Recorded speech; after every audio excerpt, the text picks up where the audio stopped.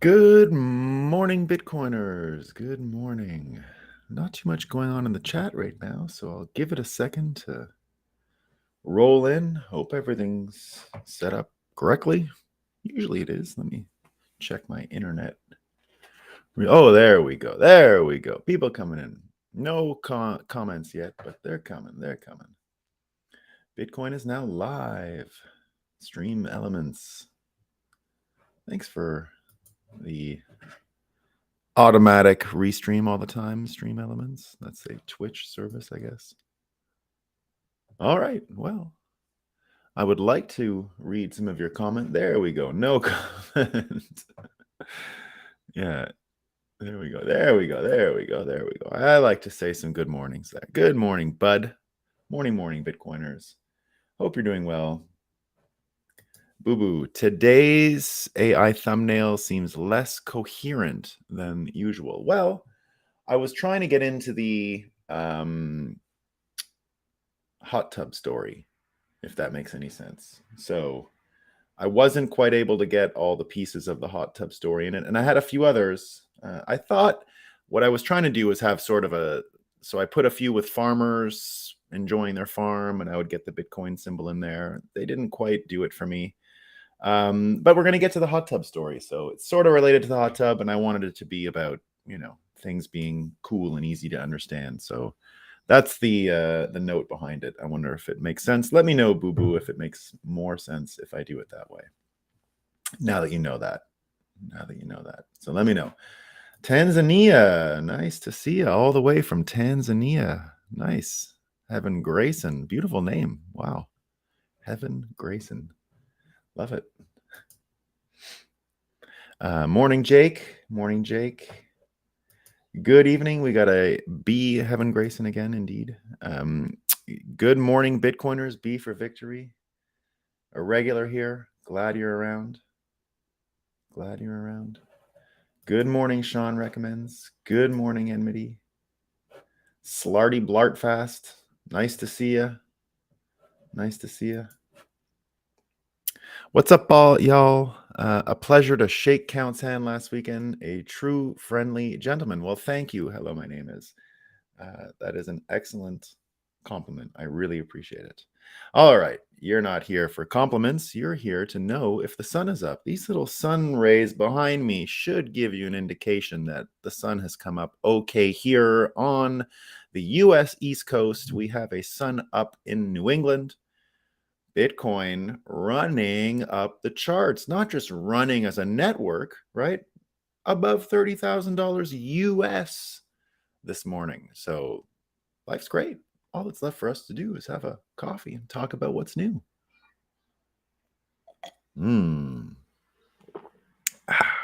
Excellent. Excellent. So we got some good Moscow times this morning, everyone. Good morning, Steve. Got some good Moscow time. All right.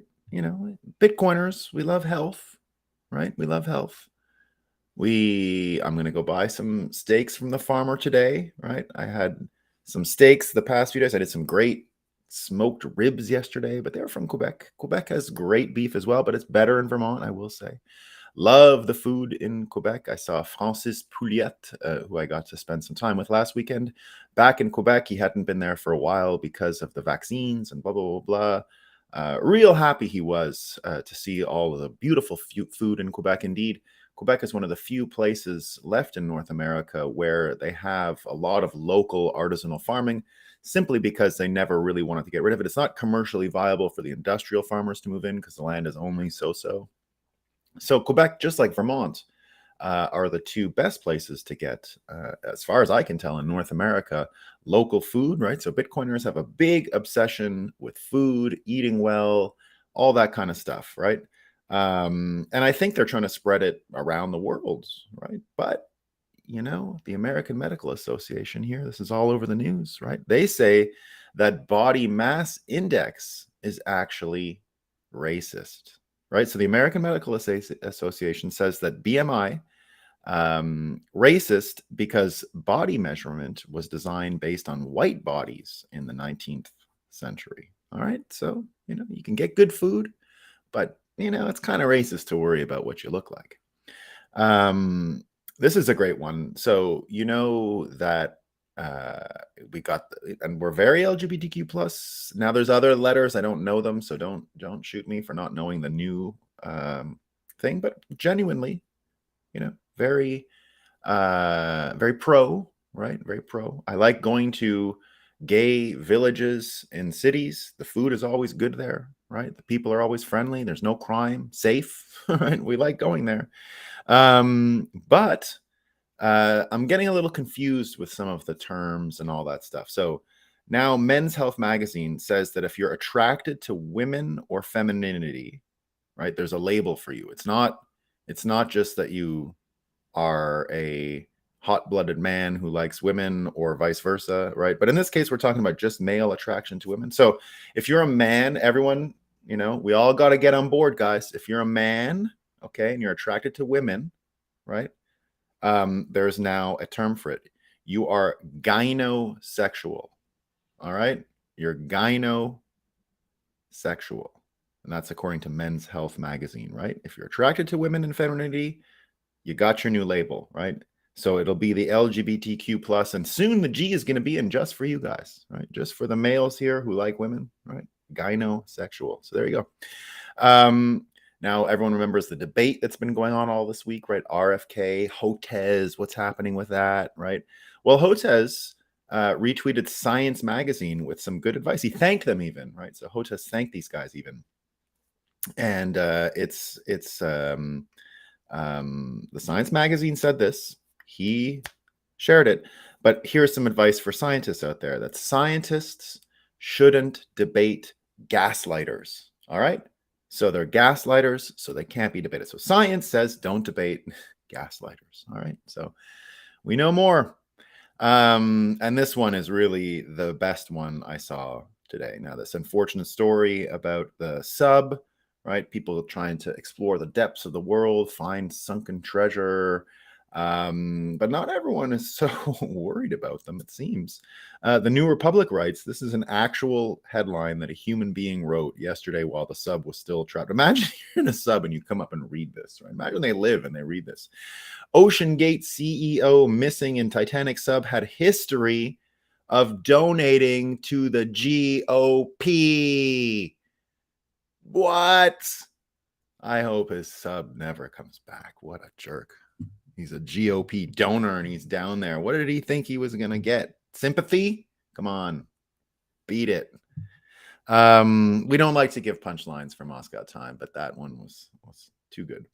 So I want to also reiterate the new Moscow time category that I predicted would exist. It's a special subcategory of fake news in Moscow time. I said a few weeks ago, just simply because RFK was coming up in the polls, that you could predict you were going to get a lot more RFK fake news, right? That was going to become a real genre. And it's here. We got some great ones today, right? So the first one that I have is from the Daily Mail, exclusive, Too Much Baggage, how Robert F. Kennedy's history of drug addiction, womanizing, and self-described lust demons for, I think, gynosexuality. He's a big gynosexuality guy, right? He's a gynosexual dude. Womanizing and self-described lust demons make his run for president a long shot, as even his own powerful family is unlikely to support him, a source claims. So they give some details, right? So Robert F. Kennedy Jr., a prominent anti-vaxxer and son of RFK, is officially challenging Joe Biden for the Democrat nomination. Insiders say he has too much baggage to have a realistic chance of winning due to his history with drugs, womanizing, and lust demons as a gynosexualist, right? Bobby Kennedy is a long shot at ever winning any election, let alone the presidency. Super gynosexual. Thank you, King Mansa. What's that? So gynosexual. Big time. So we know he's a big gynosexual guy and he can't win any election. He's not going to win anyone, right? No wins for Bobby. Bobby is a no winner. But this is the best kind. So here's one that I wanted to mention. So it's not just the gynosexuality that's the problem. Here's the other one. Robert F. Kennedy Jr.'s rare voice disorder may affect his campaign. Oh my God, he's not going to be able to campaign. And this is from Microsoft. So we're really glad that Microsoft is getting into the news game because they're super credible. Robert F. Kennedy Jr. is increasingly in the media after his bid to challenge Biden for the Democratic presidential nomination. And aside from many of his controversial claims, Kennedy has drawn attention to his rare voice disorder, spasmodic dysphonia. So here they say that, the way he's been trying to fix it is with Botox, right? Which is fake. So here's what's going on. Now, weird coincidence, right? Super weird coincidence, but as you all know, I'm a big fan of Scott Adams, right? So Scott Adams says, and now a thing about Scott Adams is that he had spasmodic dysphonia as well. Rare condition and a weird coincidence. And Scott Adams actually gave advice to RFK about spasmodic dysphonia because Scott Adams had to literally invent the cure himself about 10, 15 years ago, before he was known for being a Trump predictor, right? I got into Scott Adams because in 2015, I was the first person that I knew that was so certain Trump was going to win, as certain as I am that Robert Kennedy Jr. is going to win. But in 2015, the minute I heard the Mexican rapist speech, I said, this guy's going to win. Right? This is what people want. This is funny and lively, and it's going to cause a lot of trouble for normal politics. That was my opinion. And the way I would often describe Trump to people was that he was an artist, right? That was my sort of way of framing it in the early days. I would say to people, he's not a politician. He's not a real estate developer. He's none of those things. The reason why you're having trouble and the reason why you're getting confused about what he is all about is because, when you see him, for example, get people so angry and they react that way. Well, we've forgotten in our decadence what actual art is. It's not just aesthetics. It's not just beauty, right? I said art should be challenging and difficult, and the writer of the art of the deal is an artist. His art form, right? So that was the way I would explain it. But so the whole point about being challenged and finding Trump difficult, I thought was proof that he was this, real artist. And so that was the way I used it, but I didn't find a better explanation until I actually heard, and it was the first person I'd ever heard explain Trump. It was Scott Adams. He was going and doing the TV rounds at the time. And he said, a little more detailed than me, not only is he an artist, which he didn't say, but that his real skill, right? So he's mentioning the skill that wasn't being a TV guy or a real estate guy or a politician. The skill was persuasion, right? It was that he can basically, he is the Tiger Woods, the Michael Jordan of persuasion. And so that's the art form. So when I saw that, I said, that's the actual explanation. So that's how I got into him. And since then he's been a real guide and a very good predictor of things. And here he went out and reached out to RFK a few years ago because RFK had this voice trouble, and he said, sounds like spasmodic dysphonia, something that I had. But here's where the things get really crazy, right? So now that this article that I mentioned on RFK says he took Botox and that it's actually going to cause him trouble in the campaign trail, he's going to lose his voice as he goes on because he's injecting the Botox, and it only gives him so much recovery time. So Scott Adams was curious about why they're even writing about that, because Scott Adams actually consulted, as I said, RFK on what was wrong, gave him advice, helped him. There is an operation involved. So they actually went and did this, right? But now Scott Adams asks Microsoft's Bing, right? Bing. So the same way that Microsoft is publishing this article saying that RFK couldn't continue with his campaign, or there was a risk of his campaign ending because of the Botox injections and his spasmodic dysphonia. This is Bing on Scott Adams. So he asked about himself. Scott Adams asked about himself and his own case of spasmodic dysphonia. He lost his voice for several years, right? Scott Adams did. So here's what it says. Scott Adams, the creator of Dilbert, was diagnosed with spasmodic dysphonia in 2005. He underwent treatments of the tissue-paralyzing drugs botulinum toxin, Botox, which is injected into the muscles around the larynx to block nerve impulses and reduce spasms. However, there is no known cure for spasmodic dysphonia. So now they start, now being asked, would you like more information about spasmodic dysphonia? So here's what Scott Adams said about that. This is him doing his own research on himself using Bing, and then using that as a picture in a tweet, which he added to, look at this lie in Bing. They claimed I used Botox to treat my voice problem. It didn't work for me.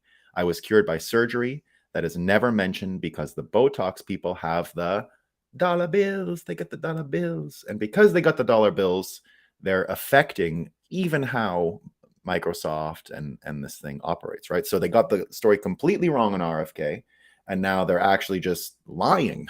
They're not even trying to tell the truth about Scott Adams. The Botox didn't work. So he mentions the company, it's Allergan, right? They're the ones who are making the Botox.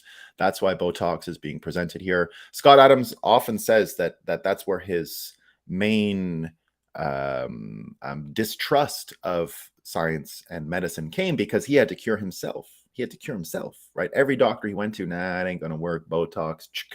Finally, he found one doctor that was experimenting. So he didn't invent the cure. He had to do the research. No other doctor could refer him to the doctor that would cure it. He had to find the doctor that was onto it, get that doctor to do the surgery on him. And now he's sort of widely popularized it. But that's why he went out and reached out to RFK. Now, what I'll say about RFK's voice before I continue on with Allergen and having the money and how it affects pharmaceutical industry and advertising and the message, the narrative, and all that stuff. What I'll say about the voice problem that RFK has. Jack Dorsey actually said this, that it's a superpower. Now, indeed, I can listen to him for a few hours and it sort of goes away, but it also helps him stand out, right? And it's a bit like having a weird haircut. If you're a political candidate like Trump had, right? The weird hair was sort of a help in some ways. And in this case, it sort of stands out. But here's why I think it's going to get interesting, right? So spasmodic dysphonia, while physical, you can actually start seeing some form of recovery after you get the operation. And it looks like he got the operation in the lead up to the election, and the lead up to his candidacy, RFK did. Here's my prediction. I don't know if I'm right, but as he continues to communicate, as he continues to move through this campaign, as it grows in energy, as he grows in attention, I believe his voice is going to improve. I believe it's going to improve, and it's going to get noticeable, because you can already see it gets better as he goes on in an interview for 3 hours. His 3 hours with Rogan, it's almost not even happening at the end. So my prediction is, I could be totally wrong. I have no idea about how spasmodic dysphonia works, if it is a fatigue thing or whatever, but I see the voice getting better, and I continue to think it's going to get better, and it's going to help him stand out. And it does really help you, sort of forces a lot of people to listen a little more, right? Because it's certainly not a beautiful voice, that we can all agree on. And I get why some people have trouble with it. But here's another way that we might see some amazing change, right? In the same way that we got AI lying about Bing and all that. Well, Fetterman, who's my other guy for 2024, right? We are, if it's not RFK, Fetterman 2024. Let's go.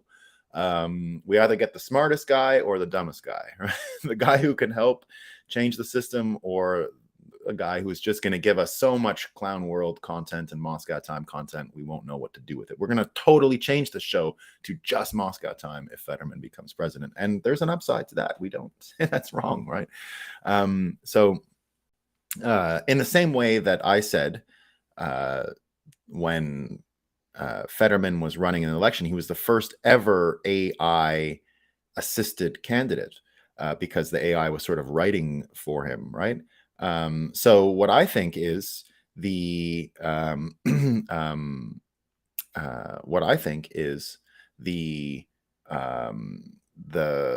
way RFK might end up using this is that I think AI can actually smooth out a bit of his voice as he goes forward, and that would be pretty interesting for some people. And now this is a good quote, and UTXO says, any voice that speaks honestly about the scamdemic is a beautiful voice to me. Yeah, and that's one of the things about his voice, is that he believes it's from a vaccine injury, right? He believes his spasmodic dysphonia is from a vaccine injury.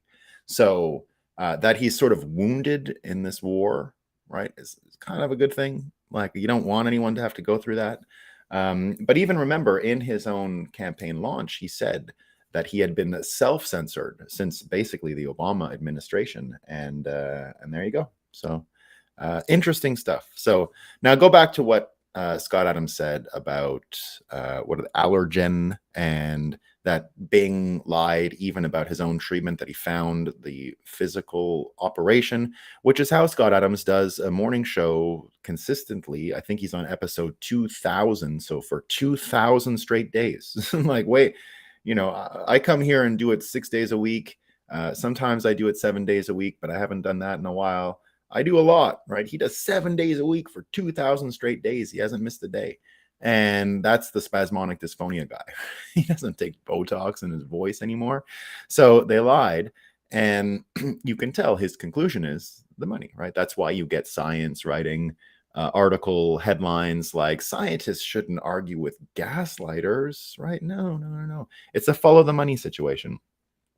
And Jason Calacanis said just that. So do you guys know who Jason Calacanis is? He's part of the All In podcast, along with David Sachs. He's, I guess, a friend of Elon Musk's.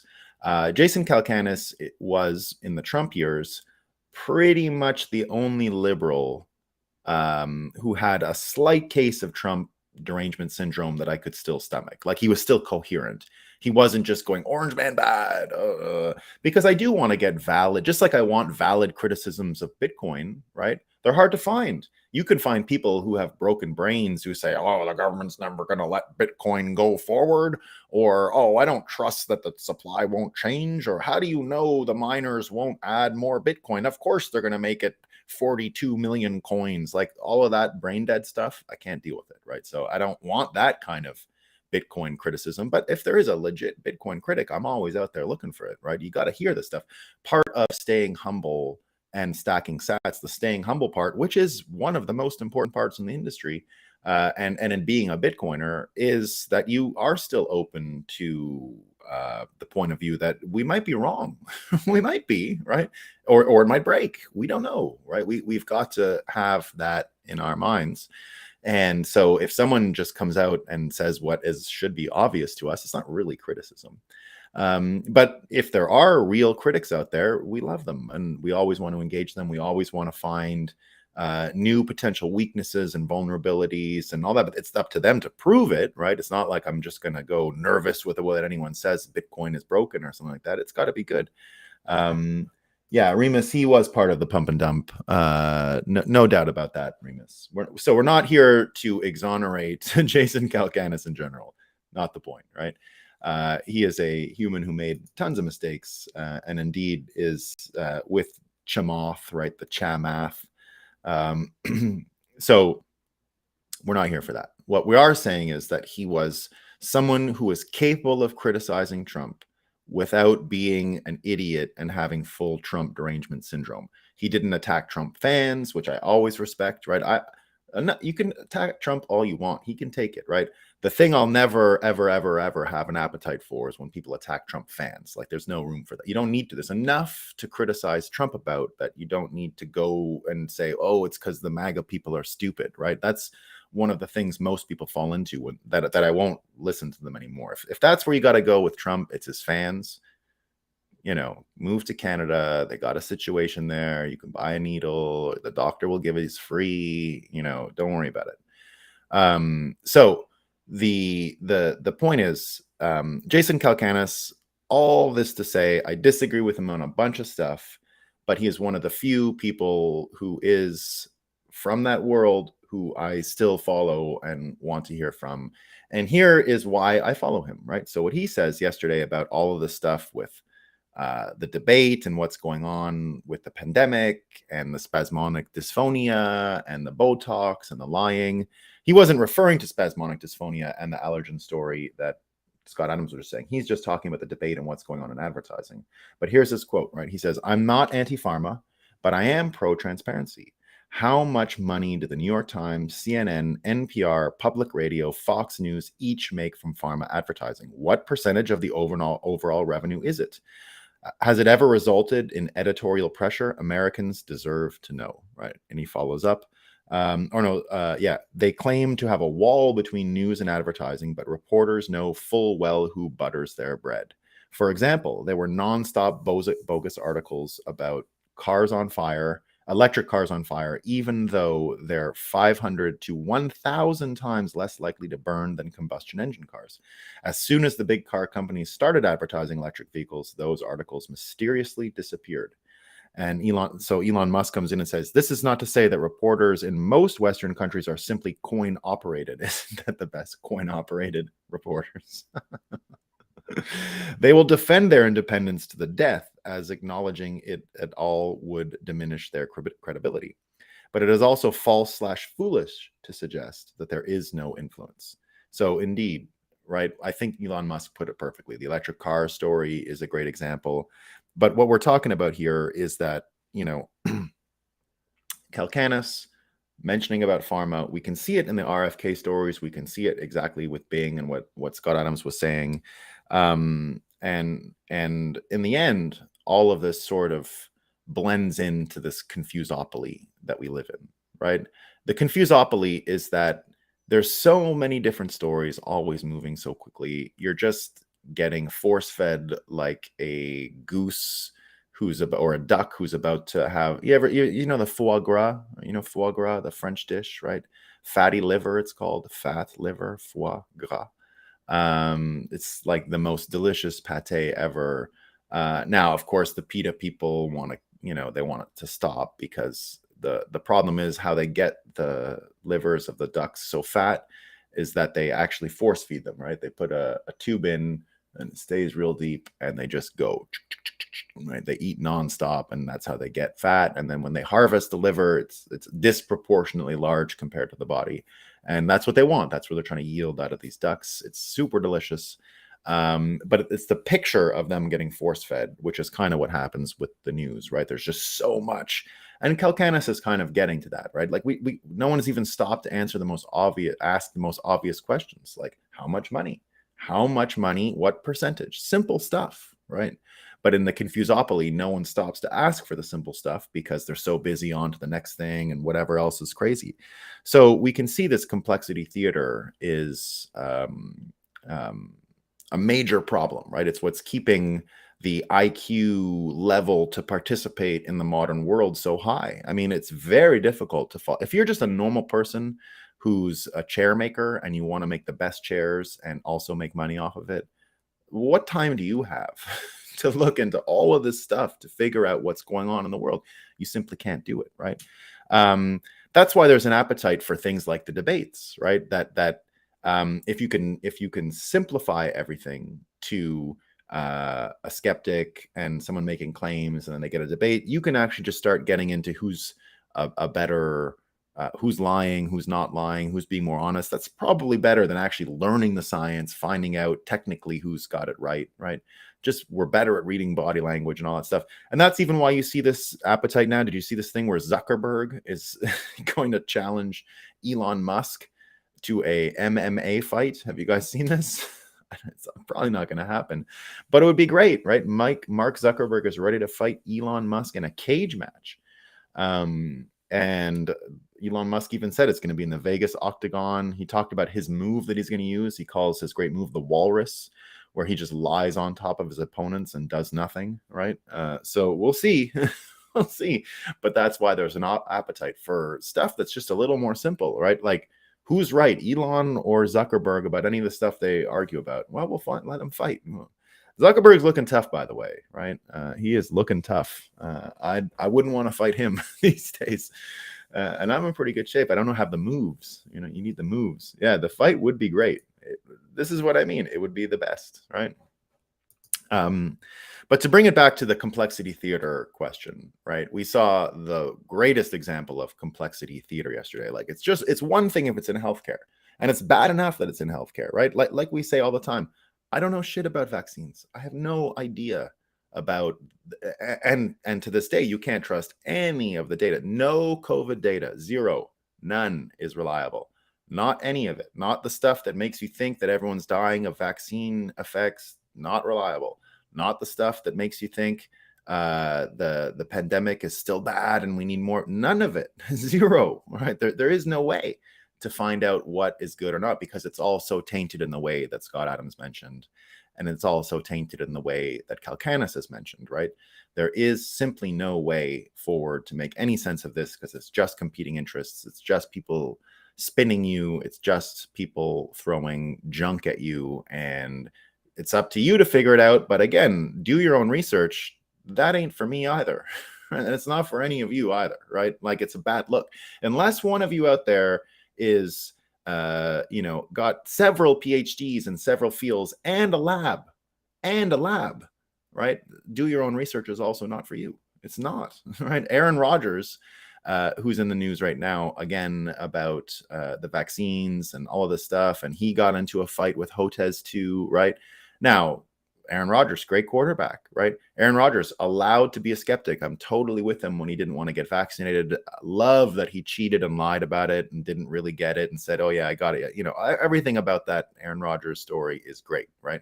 Aaron Rodgers was a speaker at Bitcoin 2022 for a lot of these reasons, right? We had him last year at the show.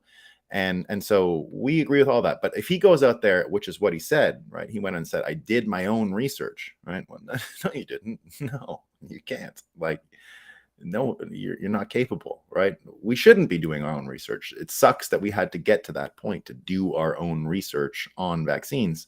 Not a good look, right? Now, we were forced to.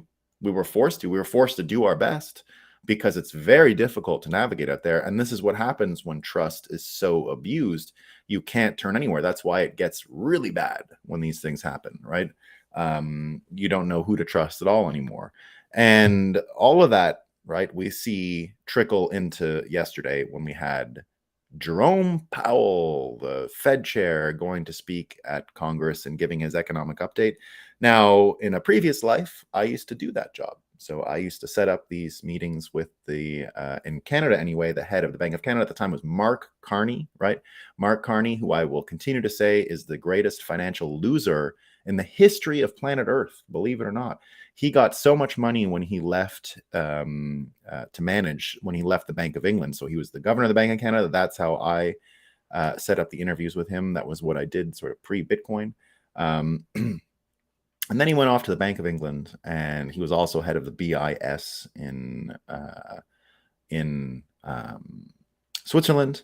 He's a good buddy of Jerome Powell. He came with Jerome Powell the other day, and that's what I mean. Yeah, you can't do the research, but you can follow the money. That's the best we can do. That's really the best we can do, right? That's the best we can do. Mark Carney used to go to the Jackson Hole retreat, which is coming up at the end of August, right? The Jackson Hole retreat. Talk about the world getting out of all the trouble the central bankers have been next to, every garbage fire they're next to. So the point is, he got, when he left that job, something like $150 trillion allocated to his green finance business, right? His green finance ideas. And that number just keeps coming down. So he went from like 150 trillion, he's down to like 20. It's going to be over soon, right? So no other person in the history of the world has lost that much money that was earmarked for their fund and now is gone, right? So that makes him the greatest financial loser of all time. He is my prediction for who's going to replace Trudeau in Canada. And the reason I say that is because he's the one who egged on I don't want to start swearing, the martial law for the truckers. It was him. It was Mark Carney, right? The answer is easy. Just follow the money. I think he even said follow the money, right? In one of the terrible newspapers in Canada.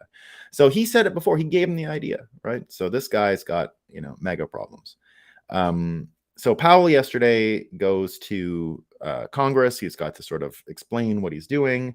And a lot of people commenting on it, right? It made a lot of news. First up, his point of view that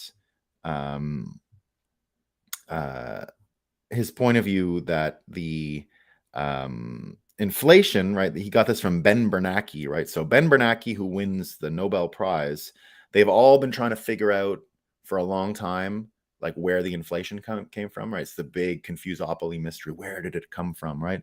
So they thought it was from a Phillips curve, right? What's a Phillips curve? Well, it's that stupid thing that predicts there's a correlation between unemployment and wage increases, and because employment was high, wage increases went up. So Phillips curve was actually what was responsible for inflation, right? But now they just found out, oh, it's maybe not that, right? Maybe it wasn't the Phillips curve. Oh my God, maybe it was the money that we printed, right? So it took all that time to figure this out, right?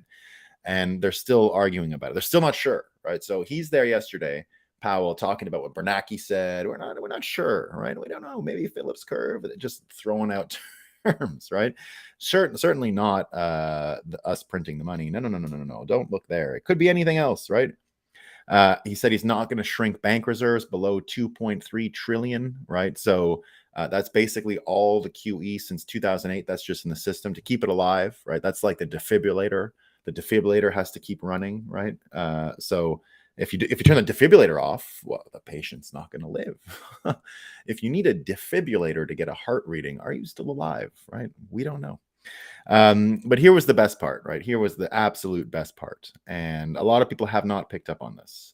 But you got to remember, so he's there in Congress yesterday. But the Congress is a big place. There's many rooms to testify in, and I'll explain why that's important in a second. So he comes there, right? And everyone's asking, what about this reserve currency? We got all this trouble in the world with the US dollar, right? We got the inflation and no one's relying on us, and people are doubting our capacity to be what America has been in the global economy for years. What's going to happen, right? This is his actual quote, guys. This means I think we won. All right, I think we've won. But here's what he says, right? This is him doing his own research, I think. This is how bad of a look do your own research even is, right? This is the Fed chair doing his own research on his own subject, right? This is what he says. Federal Reserve Chair Powell said on Wednesday that he expects the US dollar to remain the world's reserve currency as long as democratic institutions and the rule of law remain in place in the United States. That's what he said. That's what he says. The plan. The plan, guys, is that as long as you can't even say it, as long as democratic institutions and the rule of law remain in place in the United States, we're going to. I'm sorry. So what happened yesterday at the same time that he's there? Well, Schiff got sanctioned because he made up Russiagate, right? So now he can't talk anymore. They got rid of the financial penalty, so Adam Schiff, he can't talk anymore. Durham, right? The Russiagate guy was in Congress yesterday testifying about the time that they wiretapped the president in the 2016 election and then arrested him a few weeks ago, right? Remember that? So what did he say about all that, right? Well, that the Russia hoax, now we've known this for a long time, right? But it was obviously a scam. But they found out yesterday for real, right? That nothing, not one single substantive piece of information in the Steele dossier was true. Nothing, which we always knew, but it's just news repeat, right? They had to hear it yesterday. So there you go. Democratic institutions still strong. So he comes there. They're still talking about the Ukrainian guy and the prosecution, but now he's dead, right? He's gone. I don't want to laugh about someone getting killed, but he's just gone, dead. The guy had the dirt, apparently, which we didn't really believe, but maybe now that he's dead, it's more likely to be true. So there you go. But here's the best part, right? Here's the best part. Here's everything you need to know about what's going on in the world today, right? This is what do your own research gets you to. This is what a confusopoly gets you to. So, you can't follow the news in healthcare. You can, if you're sitting there relying on someone like Powell, who's saying, oh, it's going to be great in America as long as we stay a democracy, as long as our institutions run, right? So as this guy, Durham, goes and testifies in Congress yesterday, and he's just torching the place. He's torching it, right? And at the end, a Louisiana representative asks him this, and this is probably the most important thing from the Durham thing yesterday. This is an insight into the actual world we live in. right? This is what he says. Steve Cohen is his name, right? You need to reconsider your conclusions. You had a good reputation. You had a good reputation, but you no longer hold on to that, Mr. Barr. Your reputation will be damaged. You will end up on the bottom of a pyre. Durham responded with a haymaker. He said, my concern for my reputation is with the people I respect and my family and my Lord, and I am perfectly comfortable with my reputation with them, sir. It's the reputation thing, though. Of course it is, right? Of course it has to be a social pressure. Oh, you're like, it's like with the RFK thing now. Oh, like, him and his weird dog and his weird birds, right? Oh, so stupid, right? What are you doing with weird birds and weird dogs, and you don't feed your dogs? So you see that with all of this, right, the reputation thing is pretty much all that's left to go on, right? You're not cool if you think that way. You're not cool if you're rocking this boat, man, because like our guy Powell said, we got to keep our democratic institutions credible or else we're going to lose, right? So that's what they're going with. So what I thought was amazing yesterday is that despite all of this, right, despite all of this, you get this whole confusopoly, you get all this crap going on. But what happened to Bitcoin? Well, most people just went, this shit sucks. Bitcoin flew yesterday, uncorrelated from the stock market, because Bitcoin, of course, is not that interested on, not that interested in what's going on in the Fed, but other people who still haven't really got their mind around we're building a new world here, those folks sort of fell into this thing. So here you go.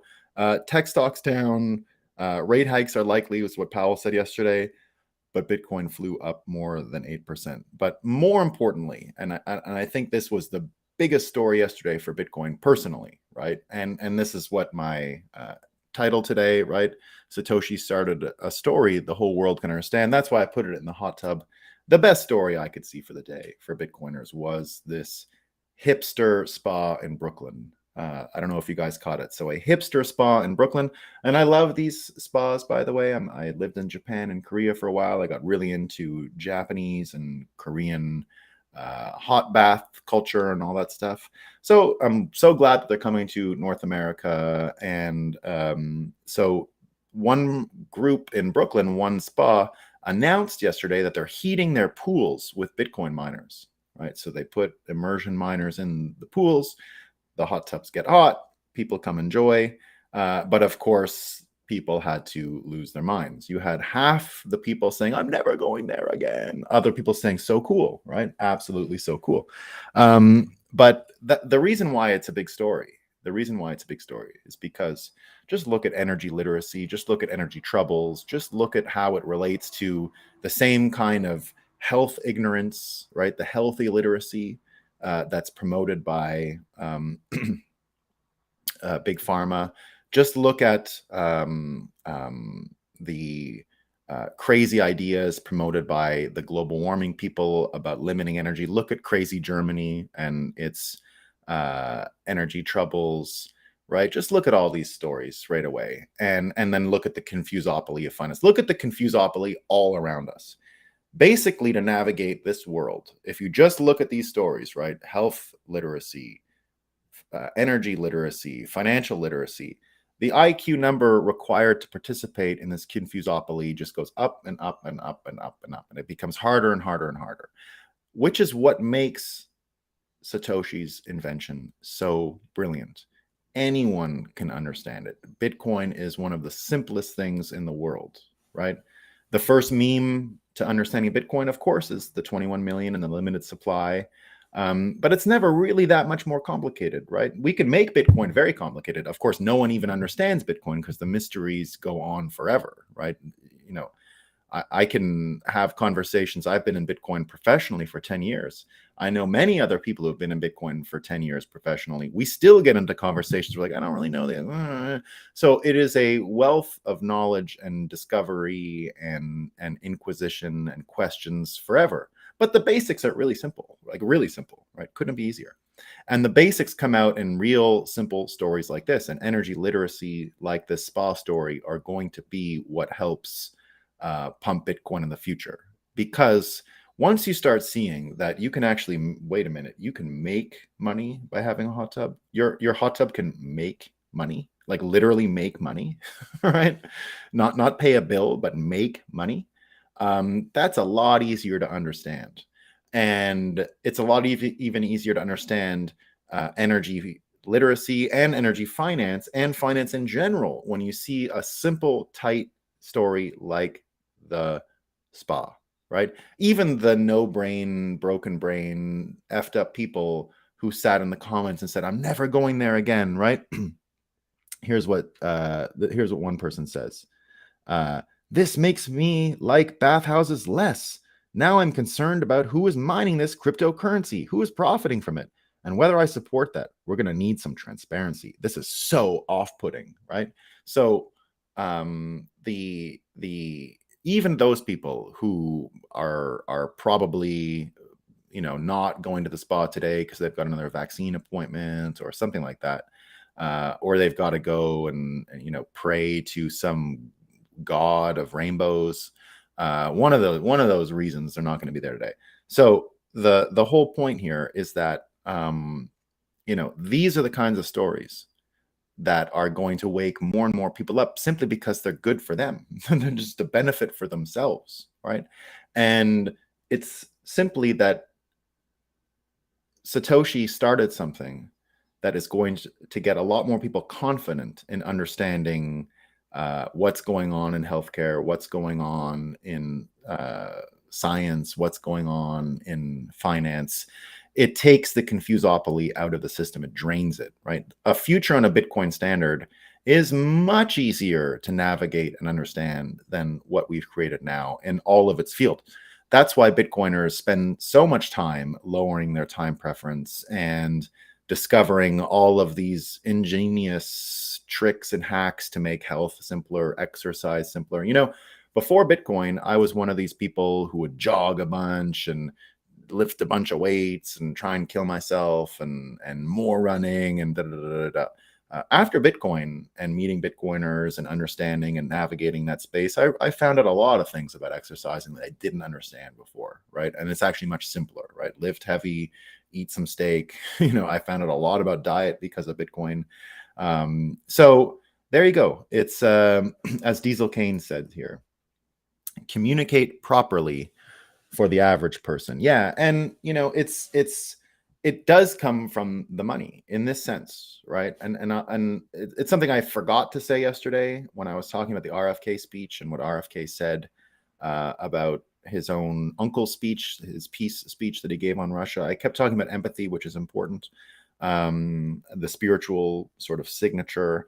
But one thing that RFK talked about, and I think you'll see it in this dollar thing and about communicating properly, right? So in our money now, it is a confusopoly. It is about explaining things very, Phillips curve, the Phillips curve. I don't know what caused it. Was it the Phillips curve, right? All of this ridiculous stuff that no one understands, right? Nobody understands it. It ends up affecting the whole system in the same way that war, right? And this is something Martin Luther King Jr. believed. This is something JFK believed, something RFK Jr. believes. The minute you have war abroad, right, you can't have war abroad and peace at home. They are related. And a lot of people thought in the 1960s that war in Vietnam is what brought war home. Martin Luther King was a big believer in that. If you projected violence abroad, those same soldiers, that mind space would affect America, and America would end up sort of mimicking what it was projecting abroad. It's a psychological envelope. And because of that, America imported the violence it was exporting, right? And whether it's on an individual psychological level, but indeed, that's what we see, right? America has been violent domestically ever since America became violent abroad, which happened in 1964, right? That's when this stuff really got going. If you go back and listen to the peace speech that Kennedy gave June 10th, 1963, you'll hear exactly that, right? You're going to hear exactly that. That's what he's saying. We can't project war and not imbibe war. It's not going to be possible. And in the same way that we can't project confusopoly and complexity theater with our finance, we can't have that internally either. Everything becomes more complicated simply because the money is complicated, right? And if the money system is that complicated, that's why we get this unnavigatable sea of complexity theater in healthcare, in energy, in diet, in gynosexuality, right? Gynos, you need a Latin word to explain you like women, right? Gynosexuality. So there you go. That's what we got today, guys. Confusopoly coming to an end. Beautiful stories like the hot tub are all we need, right? More people in hot tubs being gynosexual or any other kind of sexuality will do, right? As long as the water's hot, we're going to be fine. There you go. The real hot tub time machine. I built one last year. Yeah, a lot of my friends are in that movie, Hot Tub Time Machine, by the way. There you go. The main theme is, even for viewers that don't know Nolan style, the main theme is confusopoly. Yeah, the main theme is confusopoly. Yeah. It's not easy to understand. The protocol, no, you're right, Liminal. The protocol spec is absolutely not easy. That's what I'm trying to get at. There is a lot of depth to Bitcoin, of course. And I encourage everyone to learn about it, but and I'm still not even there, you know. But the basics are simple, right? Like Bitcoin can also be simple. It shouldn't be complicated. Bitcoin should never be complicated. That's better. All right, self promo. Tonight's Minneapolis Bitcoin meetup has a 3-speaker panel talking about nuclear energy and Bitcoin. We love it. Includes the co-founder of Terrawolf Starts at 6 p.m. Central Time. Yeah, Central Time at O'Shaughnessy Distillery. So anyone from Minneapolis Bitcoin, head out there. The most important story in the world: nuclear energy and Bitcoin. Nothing more important than that. Yeah, protocol means a system of rules of communication, or just system of rules. It doesn't have to be communication. It's just the order in which we do things, right? Kennedy also has the physical fitness program for school age people. Doesn't it? Man, I'm telling you, he's in good shape. People don't realize it. Everyone should watch Bob Ross paint once per day. We love Bob Ross. You know, that was a big, when he was still live, I was in college. We used to do that a lot. That was like a very normal activity in college. It's not the Phillips curve, the reason to change that. Yeah. We love JFK. We love JFK. We're big JFK fans. All right, what else do I got here?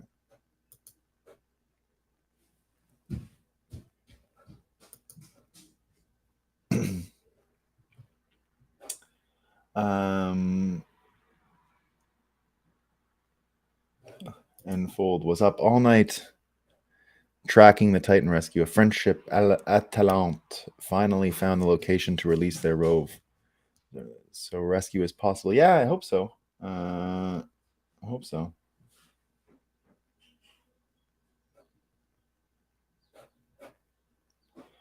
Humans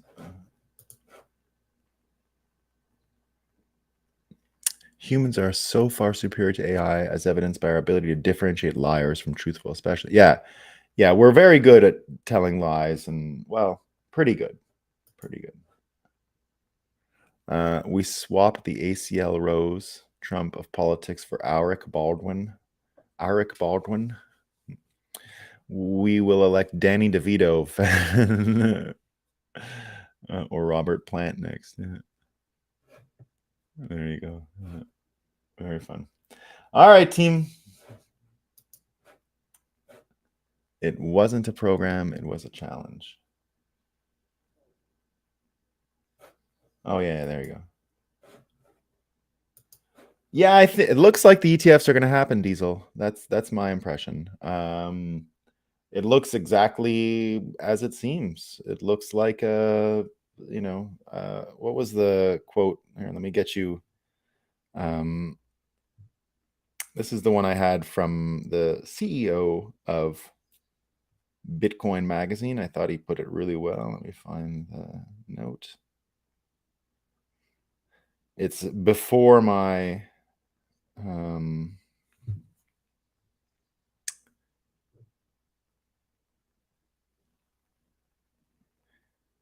Fenton says it's a big deal, which I agree with. Here we go. Here's the David Bailey.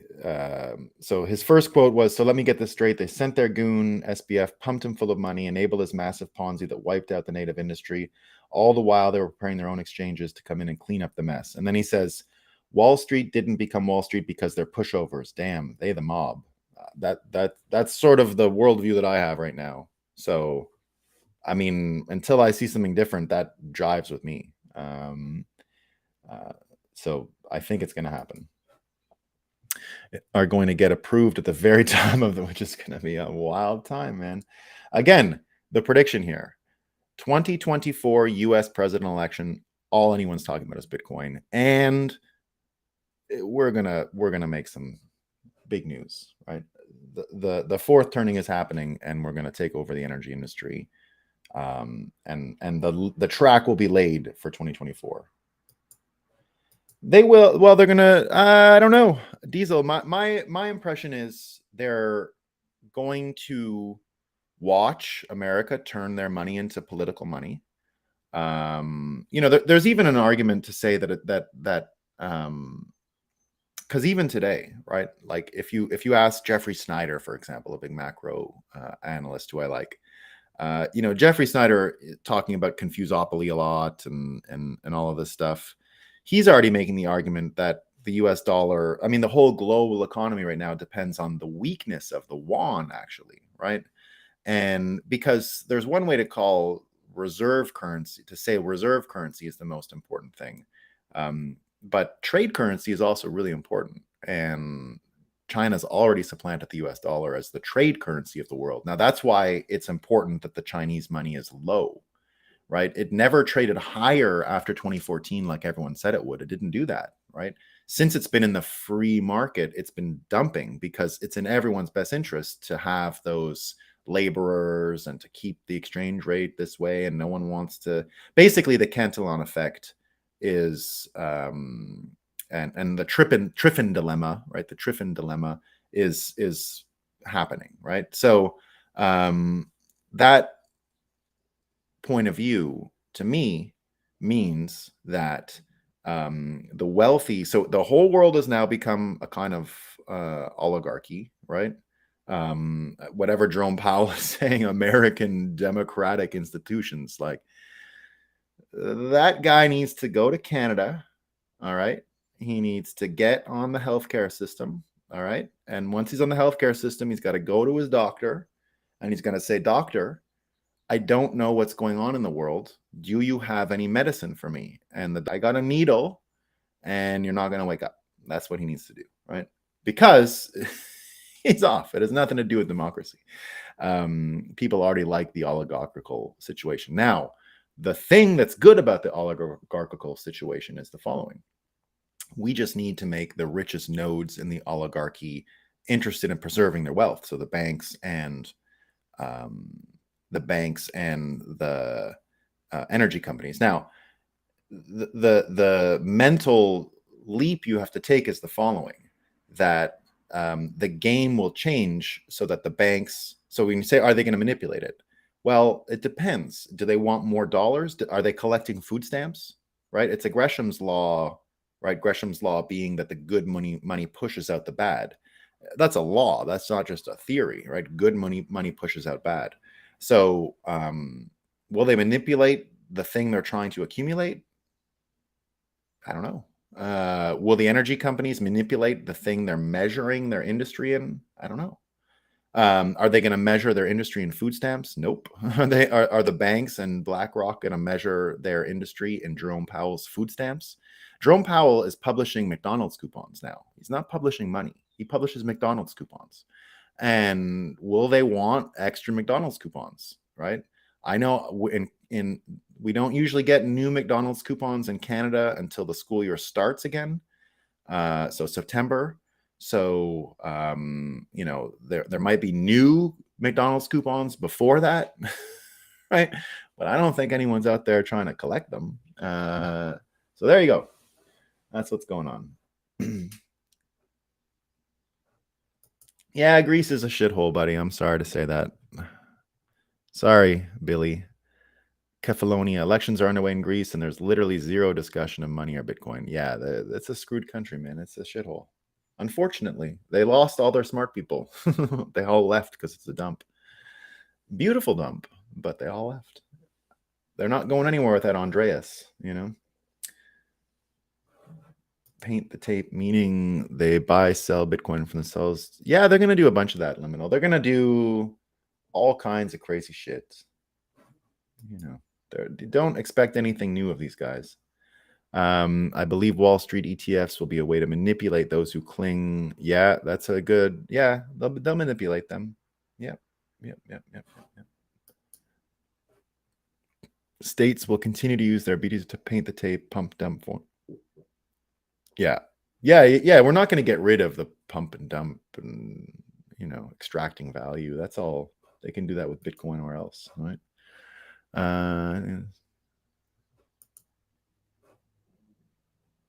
All right.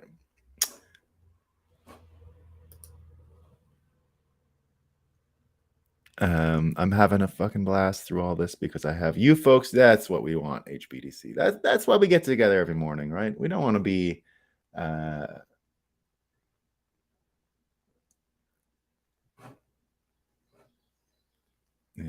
All right. I got one more from you there, HBDC. Can they wait on my apartment to find sale before you do anything? Yeah, you got to kind of just live with those things, man. All right. And it is paper Bitcoin. Yes, it is 100% paper Bitcoin. I've spoken about that a few times. We don't like the paper Bitcoin stuff because you want Bitcoin to be so gummed up because of demand that you can't even transact on the top of the oh, pardon me. Yeah, Gresham's law that people hoard the good money. They'll use the bad money. Gresham's law says that. So when it says bad money pushes out good money, it's because everyone's hoarding the good money. So I had it backwards, but that's what we're already doing. Like I say, hodling is a use case. We all know that, right? All right, team. Thanks for joining me this morning.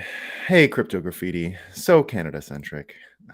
Canado-centric. All right, team. We hate the paper Bitcoin. Yeah.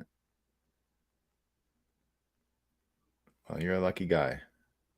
All right, team. Peace. See you tomorrow. Oh, want to get this one about it. Only in effect when there's a fixed exchange rate. Yeah, but I think you can do it over time a bit too. You know, maybe I'm not an expert in Gresham's law. I hear people say it, you know. All right. Peace, everyone. See you all tomorrow.